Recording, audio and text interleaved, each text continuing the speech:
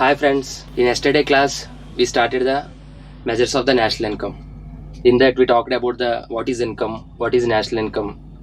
There is income for the individual, income for the family, income for the village, income for the mandal. In the same way, income for the state, income for the nation also. We have talked about the different measures, that is the GDP, GNP, NDP, NNP. In that we talked about the GDP in detail. We have taken the example of the Ramapuram village. We have calculated the GDP of the Ramapuram. Today we can talk about the GNP and the other measures, NDP and NNP. First, GNP. If you look at the each word, G means gross, N means national, P means product, gross means totality, national means it is talking about that citizenship of the person, whether he is Indian or China, whether he is from the America, whether he is from the Pakistan. Product means goods and services produced. Goods and services produced.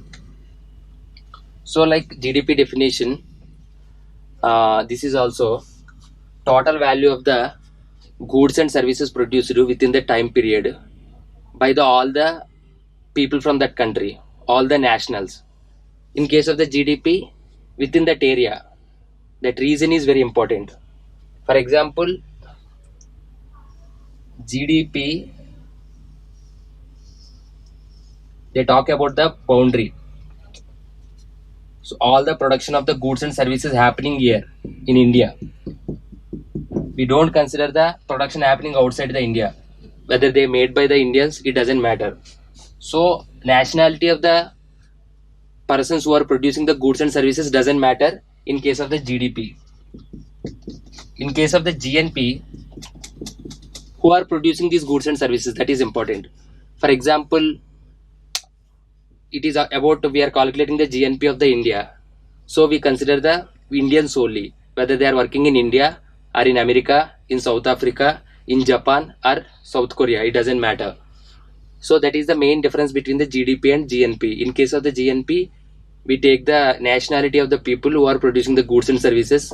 In case of the GDP, we look at the region where goods and services are produced, whether they are produced by the people from that country or people from the other countries. So GNP means about the nationality of the people who are producing the goods and services.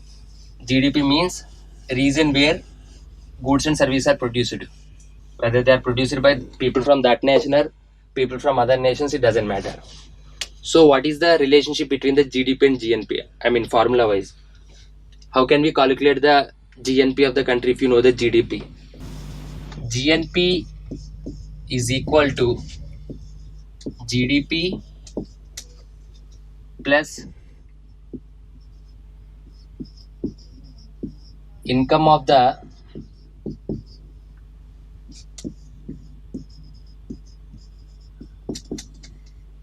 domestic factors minus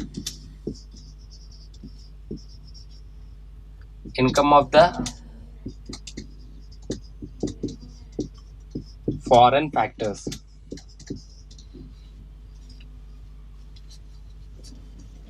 We talked about the factors of production. For producing any goods and services, we need the 4 factors, that is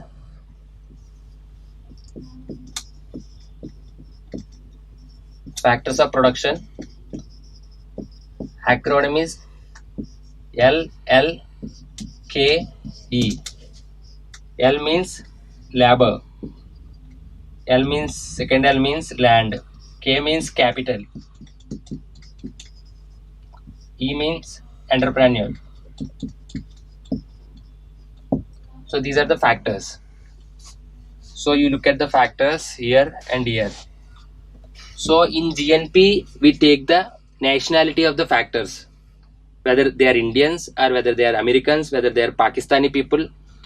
That's why from the GDP, if you add the income of the domestic factors. For example, you are calculating the GNP of the India, and this is the GDP of the India. But in this GDP, you calculated all the goods and services produced within the India. So there are some foreigners also working in India. We calculate that also. We consider foreigners' contribution also in the GDP. But in GNP, we should not consider the foreigners' contribution. For example, there is a Hyundai car manufacturing plant in Chennai. Many South Koreans are working there. So it comes in the GDP because the plant in Chennai in India. But the contribution by the South Koreans not included in the GNP because it is talking about the nationality of the people. So only Indian nationals, Indian citizens' contribution only considered in GNP. So that's why what we do. In the same way, many Indians are working in abroad. For example, many Indians are working as a software engineers in USA and Canada, Singapore, Australia. Many Indians are working in Dubai and oil, petroleum companies and Dubai, Kuwait and other countries. So GNP consider the income of the all these people who are working in the foreign, all Indians, whether it is America, whether it is Canada, whether it is Singapore, whether it is Saudi Arabia. So to the GDP, add the income of the domestic factors. Domestic factors means Indian people. So Indian people, for example, Indian labor working in the abroad, they will get the salary. And Indian people who own some land in abroad, Indian people who own the land in America, they have given that land to other people to establish the plant. So they get the rent. And Indian people have the money and they have given the loan to the other countries and people in the other countries. So they will get the interest to that. And entrepreneurship. Indian people started some business there, so they will get the profits. So income of the domestic factors. Indian labor, Indian people's land, Indian people's capital, money, Indian entrepreneurs. So all the Indian people, wherever they are working in the world, their income will be added to the GDP to calculate the GNP. At the same time, GDP include the foreigners' income who are working in India, isn't it? So we have to exclude that from GDP to get the GNP. So income of the foreign factors. For example, some foreigner labor working here, as I have explained, the Hyundai car manufacturing plant in Chennai, and some foreigners who have the land they have given to the some entrepreneur in India to establish the plant. They establish the plant, they will get the rent. And foreigners invested the money in India, capital, they will get the interest. And foreigners started some company in India, so they will get the profits. So you have to subtract that. So this is the formula. GNP of India is equal to GDP of the India plus income of the domestic factors minus income of the foreign factors. If you understand this concept, it is very easy. What is the difference between the GNP and what is the income of the domestic factors, why we are adding and why we are subtracting income of the foreign factors? Because in GNP we include the only Indian nationals who are working in India or in abroad. So that's why we are adding, because in GDP we don't have the Indians income who are working in the foreign. So that's why we add it. And why we are subtracting here? In GDP we consider the foreigners income who are working in India, but in GNP we don't consider that. That's why we are subtracting it. So this is the concept of the GNP.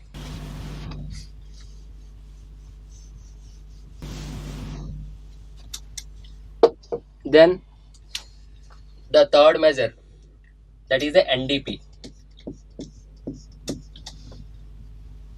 So if you see the GDP and NDP, DP is common, isn't it? Both P means product year, D means domestic year. But there is a difference between G and N. G means gross, we know, totality. N means net. So if you go by the formula, NDP is equal to GDP minus depreciation. Depreciation means wear and tear. If you take any product or any equipment, consider the fan. There is a lifetime for that.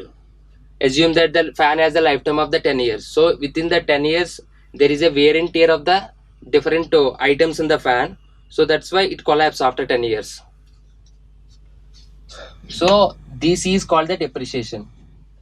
In GDP calculation, we include the depreciation also. But every year, different equipment which are producing the goods and services, they subjected to the wear and tear. So we have to remove that wear and tear component from the GDP to get the NDP. NDP we have the net domestic product after subtracting the depreciation from the GDP. So that is the main difference between the GDP and NDP.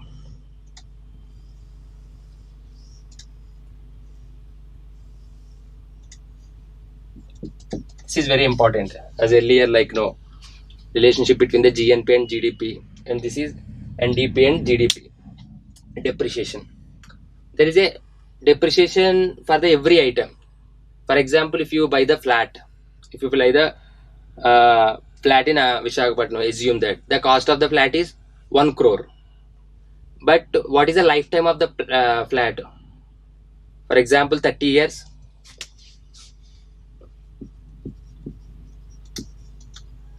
So each year the value of the flat keep on decreasing because of the wear and tear. So this depreciation rate is given by the ministry. Indian government will give the depreciation rate. What is the depreciation rate of the fan and what is the depreciation rate of the flat? That 1% or 2%, 3% based on that lifetime. So based on that percentage, we subtract the wear and tear depreciation value from the GDP. Then you will get the NDP.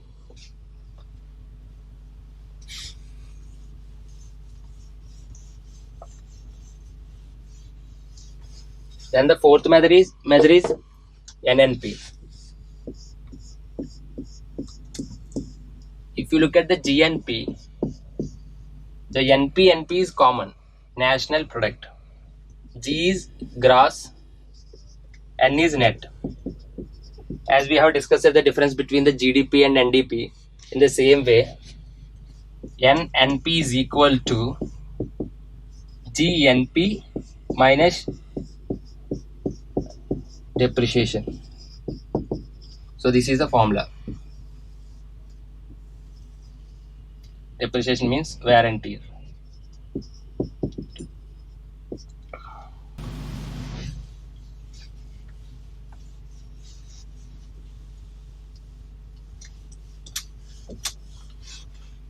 So out of the 4 measures of national income, they are GDP, GNP, NDP, NNP,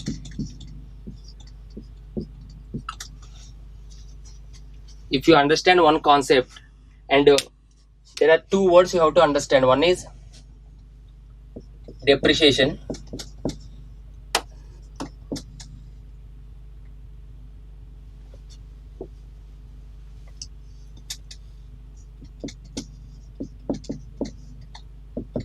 and the other is the NFIA. This is called net factor income from abroad. It is nothing but, as we have earlier discussed,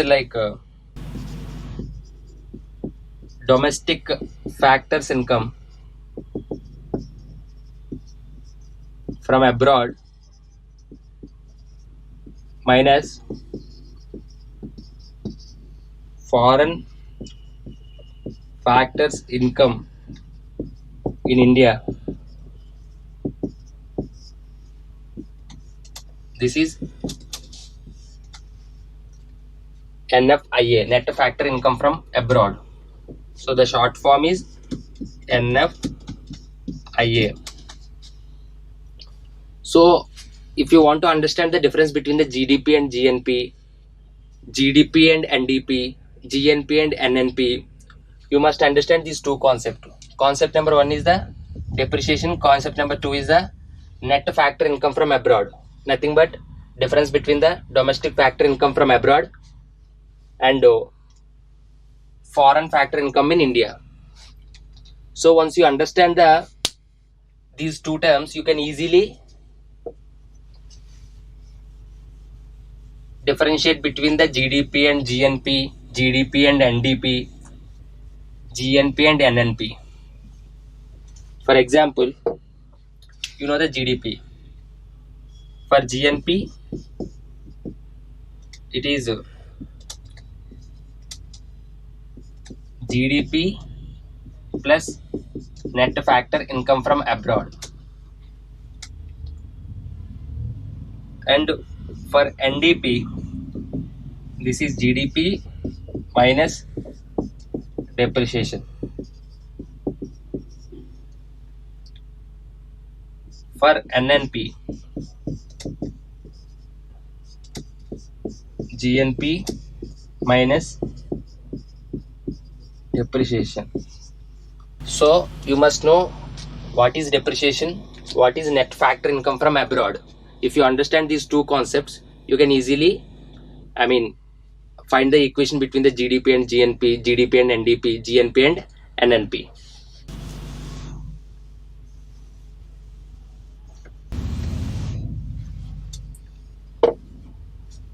Then if you see the GDP, you can calculate the GDP at the different prices.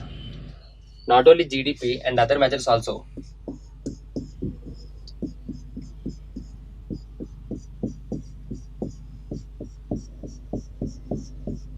All these measures you can calculate at factor cost,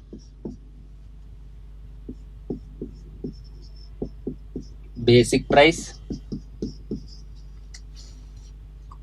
market price.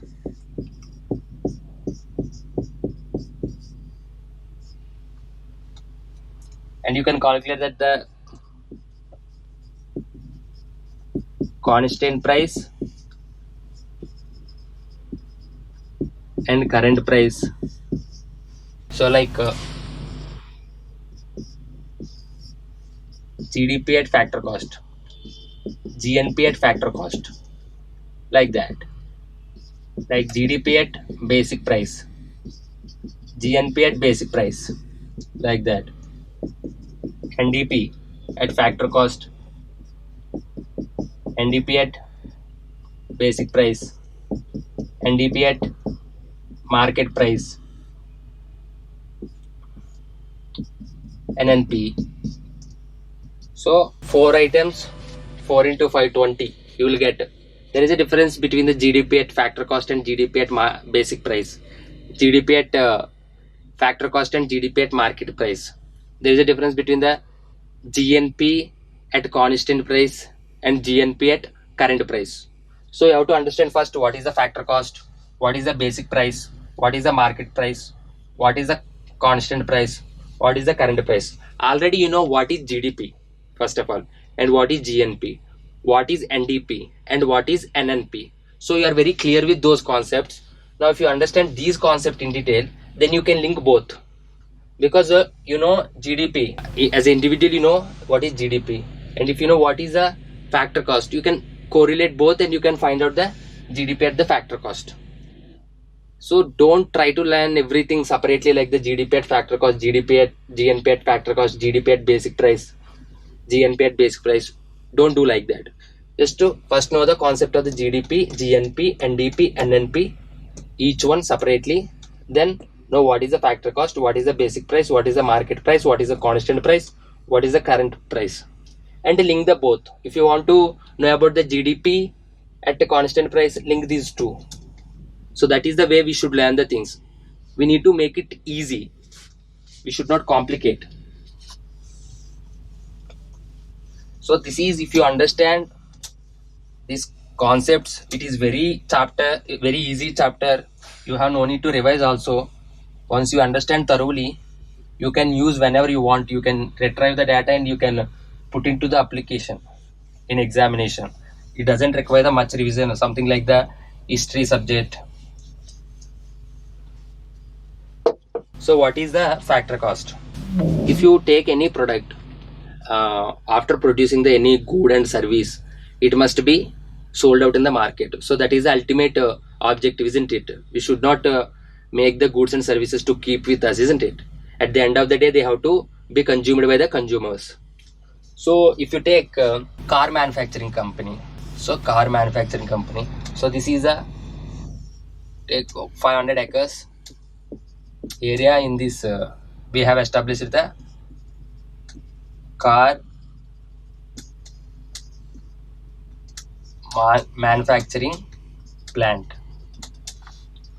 So for establishing the plant, you need to pay some taxes to the government, and at the same time you will get some subsidy from the government for establishing that plant in that area, from the state government or the central government. So that is the initial process. You have to pay the production taxes and you will get the production subsidy initially.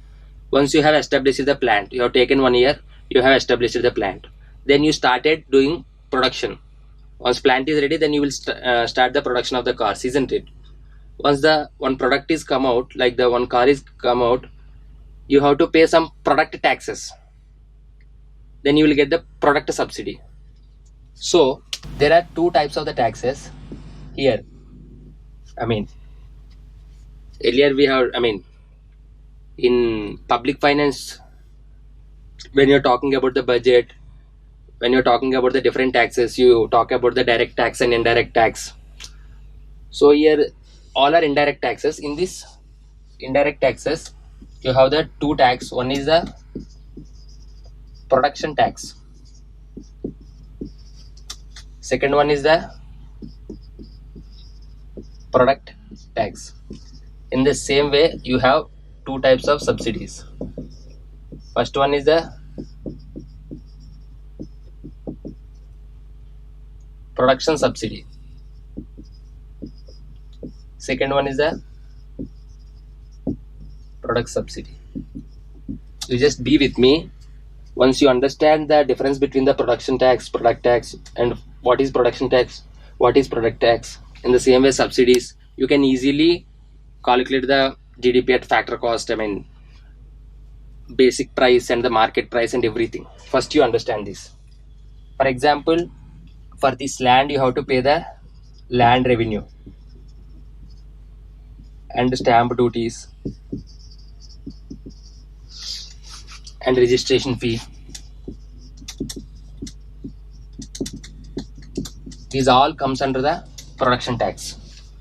Production tax, it doesn't depend upon how much volume of the products you are producing. Whether you are producing the cars, 100 cars, 200 cars, 300 cars, 400 cars, it doesn't matter. By the virtue of you are establishing the plant here, you have to pay the production tax. It is not related to the amount of the cars you are producing, number of cars you are producing, it doesn't matter. So that is in case of the product tax, it is based on the number of products you are producing. For example, if you produce the 100 cars, the tax is low compared with the if you produce the 1000 cars. So for each car, that there is a product tax. On each product there is a tax. So in that way, if you produce the more products, there are more tax. So that is a product tax. Like excise duty, sales tax, these tax comes under the product tax. So do you understand the difference between the production tax and the product tax? In case of the production tax, by the virtue of establishing the plant, you have to pay the tax. It doesn't matter whether you are producing 100 cars, 200 cars, or you producing no car, but you have to pay the production tax. But product tax, it is based on the number of the products you are producing, whether they are 100 cars or 200 cars or 300 cars. In the same way, production subsidy and product subsidy. So subsidy is some kind of the benefit given by the government to the producer for establishing the plant in their country or in their region. For example, if you take the India, there are the different regions. If you establish the plant in Jammu Kashmir or Northeast states, you have the subsidies because they are less developed compared with the mainland. For example, south of the India, if you take Telangana, Andhra Pradesh, and Tamil Nadu, Kerala are the west of the India, Maharashtra, Gujarat. Compare with these areas, northeastern states like the Meghalaya, Manipur and Arunachal Pradesh, they are not much developed like these main states. So that's why the central government is giving some subsidy to the producers. Any company establish the plant in those areas, whether it is Jammu Kashmir or other Himalayan states like the Himachal Pradesh, Uttarakhand, or northeast states like Assam, Arunachal Pradesh, Meghalaya, Manipur, they will give the some subsidies. So they will reduce the land revenue, they will give the concession in the stamp duties and everything. So that is a production subsidy. So again, it is also, if you see the difference between the production subsidy and the product subsidy, for the virtue of, I mean, by the virtue of establishing the plant in that area, you will get the production subsidy. So whether you produce the cars, whether you don't produce the cars, it doesn't matter.